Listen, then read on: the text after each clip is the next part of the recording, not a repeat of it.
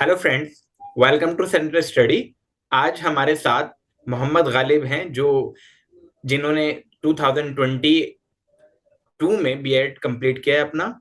तो आइए जानते हैं इनका इंटरव्यू एक्सपीरियंस कैसा रहा था और इन्होंने अपने इंटरव्यू को किस तरीके से हैंडल किया था और कैसे इन्होंने फेस किया था अपना इंटरव्यू। तो मोहम्मद गालिब, आपका बहुत बहुत स्वागत है। तो पहला क्वेश्चन जी मेरा आपसे ये शुक्रिया। है कि आप लोगों का जो रिजल्ट है वो कितने दिनों बाद आया था और इंटरव्यू के लिए आमतौर पर कितने दिनों के बाद बुलाया जाता है। हमारा जो रिजल्ट है तकरीबन 1 से 1.5 महीने बाद आया था। शायद मुझे याद है कि मैंने 8 नवंबर को एग्ज़ाम दिया था और उसके बाद दिसंबर के लास्ट में आए थे रिजल्ट। और उसके 15-20 दिन बाद मुझे इंटरव्यू के लिए बुलाया गया था। अ, जो रिजल्ट आए थे उसमें लिखा हुआ था कि इंटरव्यू के लिए कब आना, तो उसमें 15 या 10 दिन का टाइम दिया गया, जहाँ तक मुझे याद है। ठीक है। इंटरव्यू में जाने से पहले आपने क्या क्या तैयारी की थी, मतलब एग्जाम्पल के तौर पे इंटरव्यू में आपने कौन कौन से डॉक्यूमेंट ले जाने पड़ते हैं, तो उसके बारे में थोड़ा सा बता दें। उसमें तो पहली बात, जब रिजल्ट आएगा तो उसमें सारी बातें लिखी होंगी कि आपको क्या क्या लेकर के जाना है, जैसे कि फाइनल ईयर का मार्कशीट है आपका बीए का। उसके बाद माइग्रेशन सर्टिफिकेट तो एडमिशन के वक्त लगता है। अ, और भी जैसे क्या, ओबीसी अगर है कोई तो ओबीसी सर्टिफिकेट ले ले, या फिर करेक्टर सर्टिफिकेट रख ले। तो ये सारी चीजें और वहाँ भी लिखी होती है, अभी मुझे सही से याद नहीं आ रहा है। तो ये चीजें हैं जो लेकर जानी पड़ती हैं। ठीक है। और इंटरव्यू के लिए आपका जो ड्रेस कोड रहा था वो किस तरीके का आपने ड्रेस कोड पहना था। मेरा जो ड्रेस कोड था, जो मैं हमेशा पहनता हूँ, पैंट था और सफेद शर्ट था जो मैं पहन करके गया था। और ठीक है। तो आपको भी इस बात का ख्याल रखना है कि जो भी आपके व्यूअर्स जाएंगे जो बीएड के हैं, इंटरव्यू के लिए सेलेक्ट होंगे, तो थोड़ा फॉर्मल में जाएं, कटे फटे पैंट ना हो, थोड़ा डिसेंट लगे, शरीफ से लगे। ठीक है, तो इस बात का ख्याल रखिए। हाँ, क्योंकि ये एक प्रोफेशनल कोर्स है और इसमें हाँ, प्रोफेशनल गेटअप आपको करना बहुत टीचर जरूरी है। जैसे बिल्कुल दिखना है। जी जी, आपको टीचर जैसे दिखना है बिल्कुल, जैसे बिल्कुल। टीचर क्लास में आते। इंटरव्यू पैनल में जो आपके टीचर्स होते हैं, तो हम्म। उनसे आपको कोई टेंशन या कोई घबराहट महसूस हुई थी जब आप अपने इंटरव्यू के लिए पहुंचे थे। नहीं, घबराहट तो होती है, जाहिर सी बात है। तो थोड़ा तो डर लगा था, लेकिन मैंने अपने आप को अंदर से मजबूत किया, नहीं चलो चलते हैं, जो होगा देखा जाएगा। तो घबराहट तो हुई थी थोड़ी सी, लेकिन मैंने सही सही जवाब देने की कोशिश किया, और कोशिश क्या कि बात करते वक्त जो है कि उनसे आंखें से आंखें मिलाकर बात करूं। ऐसा नहीं कि बिल्कुल नीचे देख रहा हूँ या धीरे धीरे बोल रहा हूँ, उनको कुछ समझ ही में नहीं आया, तो ऐसा नहीं किया था। इत्मीनान के साथ, मतलब घबराना नहीं, इत्मीनान के साथ जैसे हम नॉर्मल हालत में होते हैं वैसे उनसे बात करनी। आता है तो बताना, नहीं आता तो सिंपल का देना नहीं। तो इसमें घबराने वाली कोई बात नहीं है, लेकिन घबराहट थोड़ी होती है।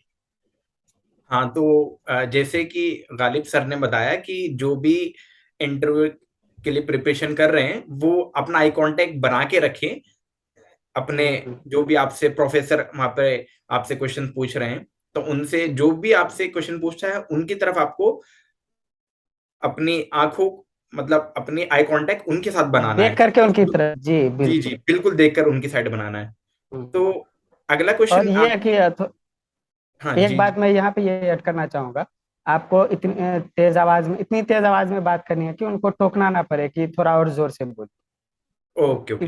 ये इतनी, हाँ, इतनी आवाज में बोलनी है कि सब आराम से सुन लें, इतनी तेज में भी नहीं बोलना कि रूम से बाहर आवाज जाने लगे। तो इस बात का ख्याल रखना है आपको। ठीक है। अब जी पहले तो आप ये बताइए कि आपका ग्रेजुएशन में कौन सा सब्जेक्ट था और आपने किस सब्जेक्ट से बीएड के लिए अप्लाई किया था। जी, मेरा जो बीए ऑनर्स है वो पॉलिटिकल साइंस था, मेरा कोर पेपर। उसके बाद सब्सिडरी में मेरा इंग्लिश था, इंग्लिश लिटरेचर और हिस्ट्री। और मैंने जो अप्लाई किया था वो बीएड पॉलिटिकल साइंस के लिए अप्लाई किया। बीएड पॉलिटिकल साइंस के लिए। तो बीएड, जैसे कि आपने बीएड पॉलिटिकल साइंस के लिए अप्लाई किया था, तो आमतौर पर जो इंटरव्यू में क्वेश्चन पूछे आते हैं वो, क्योंकि आपसे भी पहले स्टूडेंट गए होंगे तो आपने हम्म। उनसे भी पूछा होगा और आपने भी इंटरव्यू फेस किया है, तो अक्सर किस टाइप के क्वेश्चन पूछे गए हैं और आपसे क्या क्वेश्चन पूछा गए थे, आपसे के कौन कौन से हाँ, क्वेश्चन है, अगर कुछ भी जी क्वेश्चन मुझे याद तो है? जो पूछे गए थे वो पॉलिटिकल साइंस से ही क्या। पहले तो मैं गया तो मुझे तारुफ कराने के लिए कहा गया कि आप अपने आप को इंट्रोड्यूस करें, तो मैंने बताया शुरू से। फिर उसके बाद जो मुझे जहाँ तक याद है, पहला क्वेश्चन जो पूछा गया था कि कॉन्स्टिट्यूशन ऑफ इंडिया का मेन फीचर से क्या है, तो वो मैंने याद थे तो मैंने बताए थे। तो इस तरह के इंडियन पॉलिटी ही से ज्यादा तौर पे क्वेश्चन मुझे पूछे गए थे, जो चार पांच या तीन चार पूछे गए थे, सही से याद नहीं है मुझे भी। तो मुझे सारे इंडियन पॉलिटी ही से पूछे गए थे। तो वहीं कुछ और भी लड़के हैं जो कि पॉलिटिकल साइंस से के ही है, लेकिन उन्होंने बताया कि नहीं, मुझे उर्दू से पूछ लिया था, क्योंकि वो उर्दू मीडियम से थे। उर्दू मीडियम से उनका जो एडमिशन हुआ था तो उर्दू मीडियम से उन्होंने फॉर्म भरा था, मतलब अपना। तो उनसे उर्दू के भी सवालात कुछ किए गए थे। तो इस बात को भी ध्यान में रखनी है, आप जिस मीडियम से जा रहे हैं तो उस मीडियम के भी मुतालिक कुछ मालूमात हो आपको।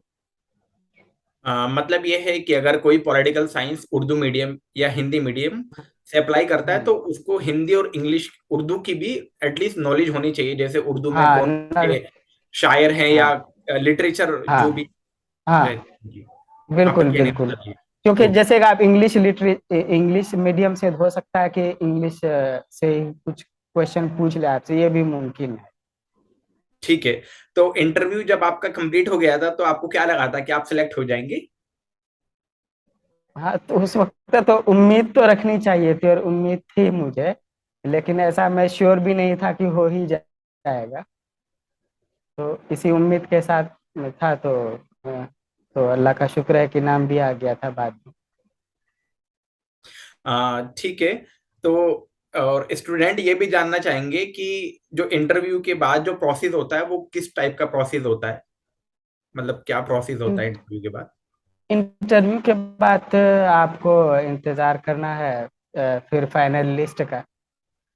तो 10 से 15 दिन में फाइनल लिस्ट आ जाता है, और उसके बाद इस बीच जो मैंने डॉक्यूमेंट बताए थे वो हो सकता है कि इंटरव्यू के दौरान ही चेक कर लिया जाए। तो इंटरव्यू के दौरान अगर चेक ना भी किया हो तो भी आप एडमिशन से पहले जो माइग्रेशन सर्टिफिकेट है, करेक्टर सर्टिफिकेट है, आपका बीए फाइनल ईयर का मार्कशीट है, वो सारी चीज़ें फिर भी आपको तैयार रखनी है। अगर बीच में आपका गैप हुआ है बीए और बीएड के दरमियान 1 या 2 साल का, तो आपको गैप सर्टिफिकेट भी बनवा लेना। ये सारी चीजें करके रखनी है। और हाँ वो। एडमिशन के नाम आने, हाँ, नाम आने के बाद भी 2 से 3 दिन का टाइम मिलता है, तो उसमें यह कि आपको हड़बड़ी हो जाएगी, जल्दी जल्दी सारी चीजें तैयार करनी है, तो इसलिए बेहतर है कि इसीलिए पहले ही तैयार कर ली। इसीलिए जो एफिडेविट बनता है, अगर किसी का गैप है तो उसका एफिडेविट जो बनता है वो मतलब पहले ही बना के जी रखें। जी। ठीक है।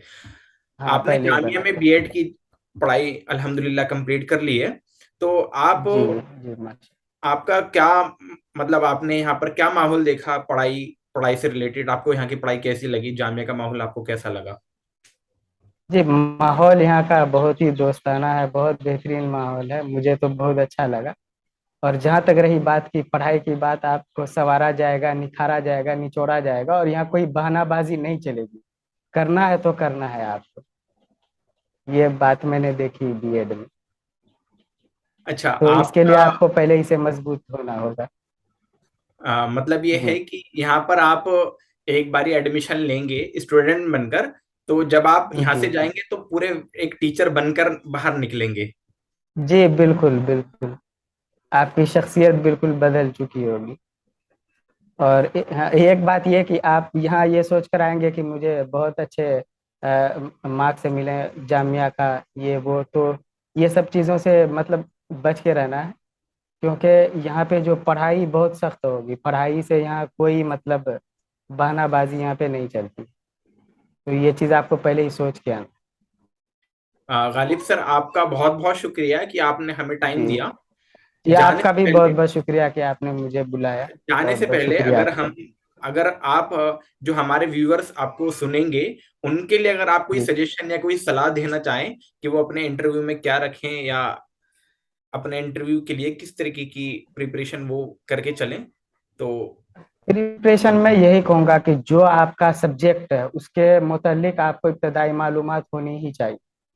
चाहे वो आपने इंग्लिश से भरे हो या इकोनॉमिक्स से या फिर पॉलिटिकल साइंस से या सोशल साइंस से। तो ये मैथमेटिक्स या फिजिक्स केमिस्ट्री, तो ये जो सब्जेक्ट हैं इनकी बुनियादी मालूमात आपको हर हाल में होनी चाहिए, क्योंकि मोस्ट प्रोबेबली आपको इंटरव्यू में जरूर पूछा जाएगा। जो बेसिक नॉलेज है जिस भी सब्जेक्ट से आप भर रहे हैं, तो वो आपको पता होना चाहिए हर हाल।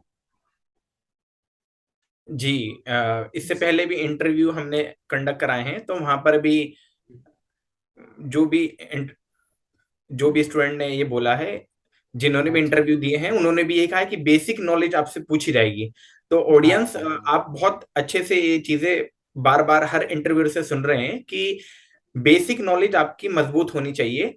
ग्रेजुएशन की जो नॉलेज है वो ज्यादा मैटर नहीं करती, आपकी 10th 12th की नॉलेज ज्यादा मैटर करती है। आपका इंटरव्यूअर हम्म। जो होगा वो उसी से आपकी हम्म। नॉलेज आपकी चेक करेगा, और उसी के बेस पर आपके मार्किंग होगी।